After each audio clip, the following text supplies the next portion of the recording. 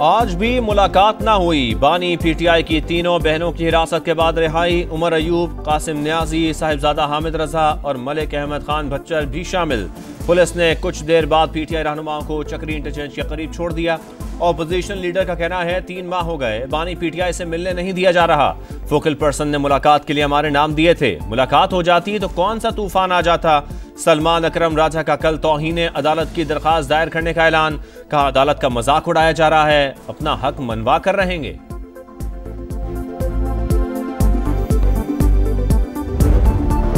हुकूमत मुसल्लत करने से मुल्क तबाह हो गया। हालिया इलेक्शन चोरी करके सिलेक्टेड लोगों को लाया गया। ये गुलाम है, फैसला साज आइन की हुक्मरानी नहीं चाहते। मुल्क डंडे के जोर पर नहीं चलाया जा सकता। वजीर आला खैबर पख्तूनख्वा की गरज बरस। कहा बानी पीटीआई पाकिस्तान के लिए मुज़ाकरात को तैयार हैं। हम जीत के करीब पहुंच चुके। बानी जल्द हमारे दरमियान होंगे। पीटीआई वाले नस्ल दर नस्ल गुलाम हैं, तुम ज़हनी और जिस्मानी गुलाम हो। वक्त आएगा जब तहरीक इंसाफ का नाम लेने वाला कोई नहीं होगा। पहले ही कहा था 9 मई वाले रोएंगे और भागेंगे। विफाकी वजीर अततारड़ की सियासी मुखालफीन पर गोलाबारी।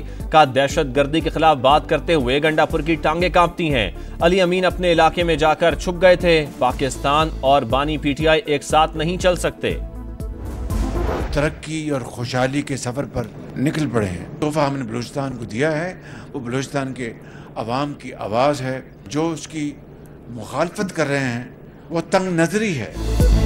बलूचिस्तान में शाहराहों की तामीर पर तनकीद करने वाले तंग नजर करार। खूनी ट्रैक को हाईवे बनाने जा रहे हैं। मंसूबा 2 साल में मुकम्मल करेंगे। अवाम ने फैसले को कबूल किया। वजीर आजम का मरी रोड अंडरपास का संग बुनियाद रखने की तकरीब से खिताब। कहा मुस्तहकम मईशत मुश्तरका काविशों का नतीजा है। मुल्क तरक्की और खुशहाली के सफर पर चल पड़ा। सियासी और अस्करी क़यादत चाहती है कि पूरा मुल्क तरक्की करे। कराची तक मोटरवे मंसूबों पर दिन रात काम कर रहे हैं।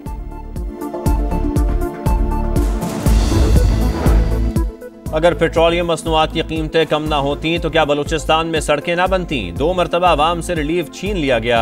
हुक्मरानों की अजीब सोच है, ये छोटे छोटे तमाशे करके हुकूमत चलाना चाहते हैं। शायद खाकान अब्बासी की तनकीद का मुल्क में गंदम की तलब में इजाफा और काश्त कम हो गई, दरामद करना पड़ेगी।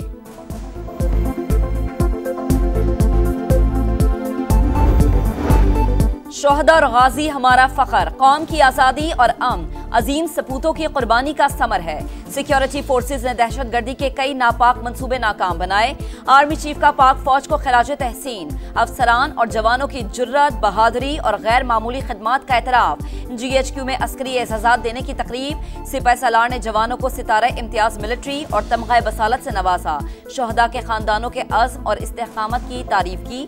कराची, लाहौर और पेशावर में भी एजाज़ात देने की तकरीबात। अफसरान और जवानों के लवाहिकीन को तमगा बसालत बादस शहादत से नवाजा गया। चीफ जस्टिस याहिया अफरीदी की ज़ेर सदारत जुडिशल कमीशन का इजलास। जस्टिस अकील अब्बासी और जस्टिस अली बाकर नशफी आइनी बेंच के लिए नामजद। पीटीआई अरकान का आइनी बेंच में जजेस के लिए पहले रूल्स बनाने का मुतालबा। सीनियरिटी के लिहाज से जस्टिस मंसूर, जस्टिस शाहिद वहीद और जस्टिस अतर मनुल्लाह के नाम दिए। जस्टिस जमाल मंदुखिल का भी पहले रूल्स बनाने पर इत्तफाक। 9 मई मुकदमात की मुल्जिमान की जमानत मनसूखी का केस। वकील लतीफ खोसा का 4 माह में ट्रायल मुकम्मल करने के हुक्म पर एतराज। कहा 500 मुकदमात में 24,000 मुल्जिमान मफरूर। इस अमल से ट्रायल अपसेट होगा। ऐसा मत कहें, फैसले में मुल्जिमान के हुकूक का तहफ़्फ़ुज़ किया जाएगा। चीफ जस्टिस के रिमार्क्स। कहा किसी ने 9 मई को आग लगाई हो तो इस्तगासा के हमरा हैं। मुल्जिम टेस्ट या तफ्तीश के लिए पेश ना हो तो बेशक गिरफ्तार करें। सुप्रीम कोर्ट ने शेख इम्तियाज की जमानत कंफर्म कर दी। सेनेटर एजाज चौधरी की जमानत की दरख्वास्त पर मजीद शवाहिद तलब।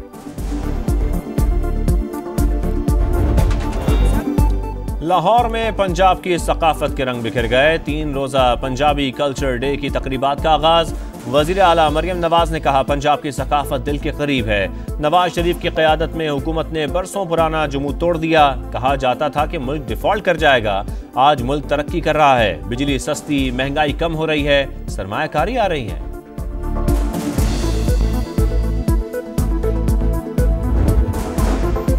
हुकूमत सफारती महाज पर सरगर्म। नायब वजीर आज़म इसहाक डार 19 अप्रैल को अफगानिस्तान का दौरा करेंगे।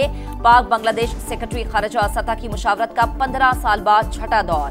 सेक्रेटरी खारजा आमना बलोच की chief adviser professor Mohammad Yunus से मुलाकात। पाकिस्तान और हंगरी के दरमियान मुख्तलिफ शोबों में ताउन की याददाश्त पर दस्तखत। इसहाक डार ने कहा कि अफगानिस्तान के हवाले से अच्छी पेशरफ्त की उम्मीद है। हंगरी के वजीर खारजा का दहशतगर्दी के लिए अफगान सरजमीन इस्तेमाल होने पर इजहार तशवीश।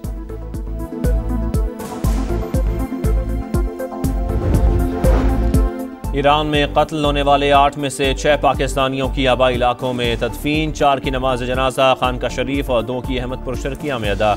आला हुकाम और शहरियों की बड़ी तादाद में शिरकत। इलाके की फजा सोगवार। होशियार खबरदार, इस्लामाबाद और पंजाब के कई अजला में तूफानी बारिशों और यालाबारी की पेशगोई। शहरी कमजोर इमारतों और दरख्तों से दूर रहें। NDMA का अलर्ट जारी। शहर इक़्तिदार में इंतजामिया भारी भरकम ओलों से होने वाले नुकसानात का तखमीना नहीं लगा सकी। गैर मामूली यालाबारी की वीडियोज सोशल मीडिया पर वायरल। नई नहरें नामंजूर। पीपल्स पार्टी का कल हैदराबाद में पावर शो। बिलावल भुट्टो नहरों से मुतालिक अहम ऐलान करेंगे। कनाल मंसूबा हमारी रेड लाइन, प्रोजेक्ट ना रोका तो हुकूमत से अलग हो जाएंगे। वजीर तवानाई सिंध नासिर हुसैन शाह की धमकी। कहा नहीं चाहते कि हमारे किसी फैसले से पाकिस्तान का नुकसान हो। कराची में बढ़ते ट्रैफिक हादसात पर इंतजामिया मुतहरिक। दिन के औकात में हैवी ट्रैफिक पर मुकम्मल पाबंदी आयद। दफा 144 नाफिज। सुबह 6 से रात 10 बजे तक शहर में दाखिले की इजाजत नहीं होगी। इत्तलाक तामीराती मालबरदार डंपर्स पर भी होगा नोटिफिकेशन जारी। उमरकोट के हल्का NA 213 में ज़िमनी इलेक्शन। वोटों की गिनती जारी। पीपल्स पार्टी की सबा तालपुर को बरतरी हासिल। ऑपोजिशन उम्मीदवार लाल मलही दूसरे नंबर पर।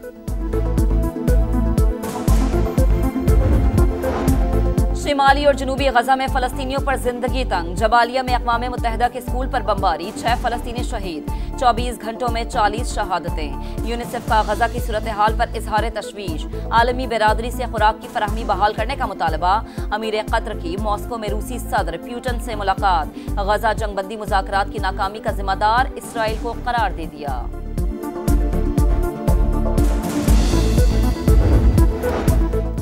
पाकिस्तान ने विमेंस क्रिकेट वर्ल्ड कप के लिए क्वालिफाई कर लिया। लाहौर में होने वाले क्वालिफायर्स में कौमी टीम ने थाईलैंड को 87 रन से हराकर चौथी कामयाबी हासिल की। 206 के ताकुम में मेहमान टीम 118 पर आउट। कप्तान फातिमा सना की ऑलराउंड परफॉर्मेंस। ये दोनों का एक जगह खेलना मुश्किल है क्योंकि दोनों का स्ट्राइक रेट एक जैसा है। रिजवान जो है ये जो क्रिकेट खेल रहा है 5-6 साल पहले वाली खेल रहा है। बाबर और रिजवान दोनों को एक साथ नहीं खिलाया जा सकता। दोनों का अंदाज एक जैसा है। किसी एक को गेम बदलना होगी। मोहम्मद यूसुफ की समा के प्रोग्राम जोर का जोर में गुफ्तगू। कहा मोहम्मद रिजवान 5 साल पुरानी क्रिकेट खेल रहे हैं। स्ट्राइक रेट ना बढ़ाया तो T20 ही नहीं वनडे में भी जगह मुश्किल होगी।